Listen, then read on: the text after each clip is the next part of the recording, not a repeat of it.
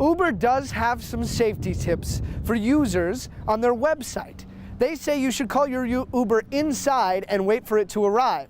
And then when it does, check for this Uber symbol on their car. And make sure the car matches the make, model, and license plate number on your app. Look to see if the driver matches the photo on the app. And the most critical step, before you get in the car, ask them who they're here to pick up. If they can't give you a name, don't get in the car. Uber says you should sit in the back of the car so you have two possible exits to get out of the vehicle. But USC students say they've noticed a problem with students getting locked in the car. An El Nino year means we're experiencing upper-level winds in the Earth's atmosphere, which breaks up cloud cover inside the hurricane from the top down. We're also seeing some cooler than usual temperatures. Here along the equator, these temperatures are cooler than we normally would expect, which is preventing the hurricane formation process. Thanks, guys. Well, you might want to blast that AC on your ride home tonight because Mother Nature is bringing the heat. It is 85 degrees out here, but an occasional breeze will give you some relief from the warmer temperatures. That breeze will pick up to 20-mile-per-hour winds as thunderstorms roll into the Midlands tomorrow morning. I'll have more for you later on in the show about what that will mean for your weekend ahead. Back to you guys in the studio. There are simultaneous bills being pushed through Congress and the South Carolina legislature to protect little guys like these from animal abuse. Congress hopes to pass a law to outlaw animal abuse federally. Right now, it's only a crime to document that abuse. No photos were publicly released with the email, so we wanted to take a look at the archives here at the Thomas Cooper Library. They referred us back to the university's Public Relations Department, who then referred us back to the Pastides email. They didn't want to comment on the photos any further, but we got a chance to access the Garnet and Black archives online. Tim hopes that people on the spectrum who sit in these seats can have their life experiences reflected back to them from the stage and share that moment with everyone else in the audience. He says that's what theater is all about. These photos of USC students dressed in blackface were found in old Garnet and Black yearbooks with the following captions.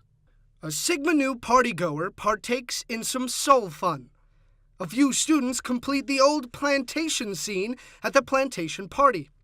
And a few Alpha Delta Pi members perform a skit with a student posed as Aunt Jemima. Harris Pastides addressed the photos last week in an email to students, saying, "These photos will cause pain and anguish among members of our community. We must make it clear that bigotry, racism, and misogyny have no place at Carolina." No photos were publicly released with the email, so we wanted to take a look at the archives here at the Thomas Cooper Library. They referred us back to the university's Public Relations Department, who then referred us back to the Pastides email. They didn't want to comment on the photos any further, but we got a chance to access the Garnet and Black archives online. We found photos of blackface in the 1977, 1980, and 1982 issues of the Garnet and Black.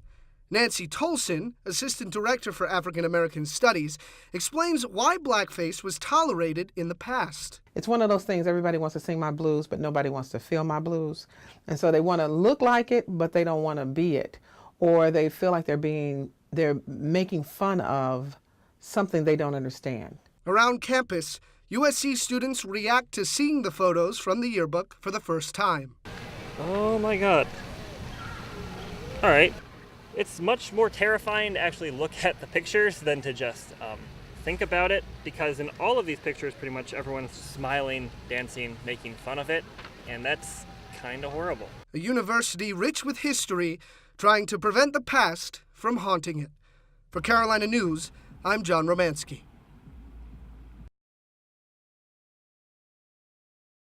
In front of a somber crowd of politicians and guests from across the nation, former Vice President Joe Biden gave the eulogy of his friend and former mentor, Fritz Hollings, at his funeral service in Charleston. And I think Fritz embodied South Carolina. Biden is no stranger to South Carolina, which may be why he's leading the most recent Change.org poll for the South Carolina primary. Joe Biden vacations in South Carolina.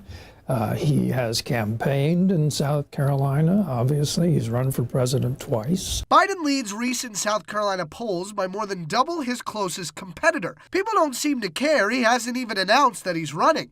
Charles Bierbauer, a former White House correspondent for CNN and the Dean Emeritus of the Journalism School at the University of South Carolina, believes it's not that Biden's late, it's that everyone else is early. In the olden times, which is not that long ago, you didn't announce until the summer before. The premise was up through Memorial Day, people were doing other things, and then they go off for the summer, and you announce around Labor Day or maybe midsummer. It's true that presidential campaigns didn't always start this soon. In 1960, John F. Kennedy announced that he was running for president just 11 months before elections. And that trend continued all the way up through 1992, with Bill Clinton announcing his candidacy about 13 months before the presidential vote. But since 2000, most candidates begin announcing their candidacies just under 2 years before the election. So if you're Biden, why wait? I've heard him say he wants to be the last one in, which is an interesting tactic. He doesn't need to establish name identification. He's as well known as any politician in America right now. Robert Oldendick, a political science professor at the University of South Carolina for the past 30 years, says that's exactly what these early polls represent. And what that poll and any poll at this point is measuring is name recognition. And Biden has the highest name recognition. Oldendick isn't sure why Biden is taking so long to enter the race, but he says he'll have to do it before the June debates to really stand a chance. If you want to be a serious candidate about this, you have to be on that initial debate stage. And so, given his name recognition and given the amount of money he's already raised, he can do that, a week before. Until then, it's a waiting game to see when Biden will officially throw his hat into the ring. For Carolina News, I'm John Romanski.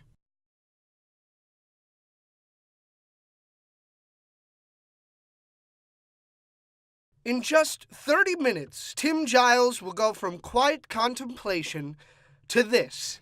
I started by looking under the bed. Full-blown chaos. It's a challenge. It's a probably one of the most difficult things that I've ever taken on. Rehearsals are in full swing for USC's production of The Curious Incident of the Dog in the Nighttime. And Tim is playing Christopher Boone, a 15-year-old with autism. He says he's done an enormous amount of research to look at the world the way Christopher sees it in the show. I was really interested in finding people on the autism spectrum speaking about their experience, as opposed to looking at psychologists and doctors who can look at it from an outside perspective and tell you what they see. People on the spectrum, such as Beck Chandler, a freshman at USC who was diagnosed with autism at the age of 6. You don't think about it. We have an internal compass just built in that tells you what to do, what facial expressions to do, and you kind of, even just like smiling when you're happy, you just kind of have to figure out what you're supposed to do there. Beck will be watching Tim closely when he comes to see the show, not just for the portrayal of autism, but also because he's a bit of an actor himself. When you're on stage, you don't have to think about what you're saying or what you need to be doing. It's all planned out, and it's like a simulation almost. In fact, Beck played Christopher in the same show at Trustis Theater a little over a month ago, and he still remembers his lines. Thank you very much for clapping, and thank you very much for staying behind to listen to how I answered the question on my maths A-level. Then I detected in the utility room. Back in the theater, Tim knows the risks of portraying a character with a disability. I want to do it with a lot of care and a lot of sensitivity. I don't know where I come down on that. If there's a moral question involved, is it acceptable that I would be playing Christopher? In the long run, I'm not sure. Tim hopes that people on the spectrum who sit in these seats can have their life experiences reflected back to them from the stage and share that moment with everyone else in the audience. He says that's what theater is all about. And it reminds us of what it means to be human, and that what it means to be human is a vast spectrum in and of itself. For Carolina News, I'm John Romanski. Thanks, guys. I'm here at 5 Points where Samantha Josephson got into a car she thought was her Uber ride home for the night, and it's easy to understand why. According to Uber's website, any car, make, model, or year after 2004 that has passed just a basic safety inspection can be an Uber car. So any of these cars can be an Uber driver as well. But more experienced riders say they've had their fair share of sketchy experiences with the service, so they have their own safety check before they get into any vehicle. I always ask who they're there to pick up. Like, I don't say, are you here for my name? I say, who are you here for? On Uber, they have a profile of who they are and their name and everything. I check that it's the vehicle, their license plate number, and who that they say that they are. Once I match with the driver, I look at all the information so I know what kind of car to look for and expect. I know what the kind of person, I know their name. I call my Uber and talk to the man or woman picking me up and then stay on the phone with them until I get into the car so that I know it's them and I can find them wherever they are. Uber does have some safety tips for users on their website. They say you should call your Uber inside and wait for it to arrive. And then when it does, check for this Uber symbol on their car. And make sure the car matches the make, model, and license plate number on your app.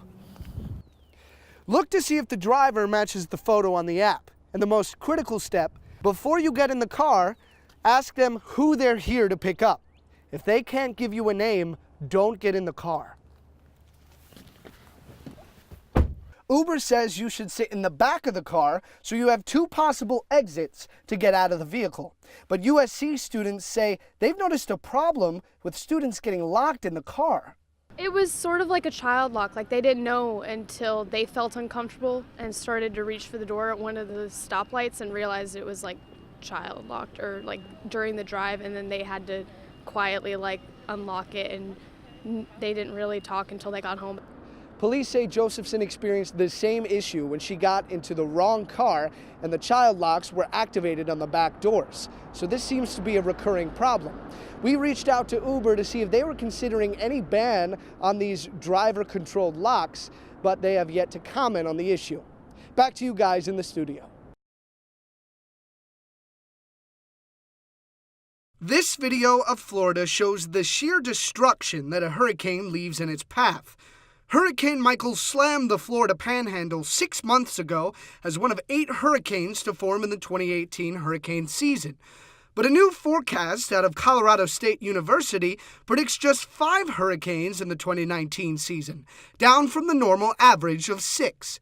Frank Alsheimer, the Science and Operations Officer at the National Weather Service in Columbia, says the prediction is based on 2 main factors. One of them, probably the most known, is whether we have El Nino conditions or not, as well as the temperatures in what we call the main development region, which is the stretch of Atlantic Ocean that runs between Africa and the Caribbean. An El Nino year means we're experiencing upper-level winds in the Earth's atmosphere, which breaks up cloud cover inside the hurricane from the top down. We're also seeing some cooler than usual temperatures. Here along the equator, these temperatures are cooler than we normally would expect, which is preventing the hurricane formation process. On paper, a down year should prevent us from devastating destruction. But the last time the models showed similar weather predictions, it was 1969, and Hurricane Camille was slamming the Gulf Coast. Camille was a Category 5 hurricane, one of 3 to ever hit the United States, and all 3 of those Category 5s hit during El Nino years. One example, Hurricane Andrew hit during an El Nino year where the Atlantic Basin only produced 7 storms, which is well below normal, but that one was obviously a Category 5 hurricane that devastated parts of South Florida. And with a history of damaging storms hitting South Carolina, Alsheimer says less hurricanes shouldn't mean less preparedness, because all it takes is one. For Carolina News, I'm John Romanski. Thanks for staying with us on Carolina News. I'm Ashton Latta. And I'm John Romanski. Our top story, USC has reopened its search for a new president after several protests on campus. Our first top story, the South Carolina bill that would ban drivers from holding their cell phones is unlikely to pass this year. The House sent the bill back to committee for revisions on Wednesday, but the bill's sponsor says if it makes it back to the House floor, it will be as weak as the current ban on texting while driving, which carries a $25 fine. After a 2-year investigation, special counsel Robert Mueller has found no evidence of Russian collusion during President Donald Trump's 2016 campaign. The investigation spurred dozens of other inquiries, including one which led to the indictment of Donald Trump's campaign chairman, Paul Manafort. Trump told reporters Saturday the findings are proof of his innocence. Police are still looking for a man they say shot 2 people inside a 5 Points bar Sunday morning. The suspect has been identified as 22-year-old Marlon White. Police say White shot an employee of the bar, the Cotton Gin, and that bullet struck another person in the leg. Both are expected to recover. Some people are calling for frisking at the entrance to bars, but one Columbia resident we spoke to thinks that could become a problem. Everybody should be frisked and searched. Now, the only way this would be dirty, they only search us. They don't search the white dude. So what would change that? Just to have a white dude kill somebody? Now they want to think it's fair to search everybody? This is the second shooting in 5 Points in as many months. Thanks, Zoe. And with all the March Madness buzz in Columbia, the city is embracing the thousands of fans who came out to Colonial Life Arena. On Saturday, the Hoop and Music Festival gave basketball fans a southern welcome. Vendors lined the streets of Soda City Market with musicians and tournament games on video boards. 6 homeowners are thanking the Midlands today after they received free repairs for March Madness in the Midlands workday. Homeworks of America held the event to repair the roofs, paint, and plumbing of 6 homes in the Midlands. About $35,000 were donated to make the day possible. The next Homeworks workday is April 27th. Grab some maple syrup and your favorite toppings because it's International Waffle Day. The holiday started in Sweden and then spread like butter worldwide. And if you've got the means and the appetite, head on over to the Netherlands, who are responsible for the world's biggest waffle, weighing it at 110 pounds. Talk about a hearty breakfast.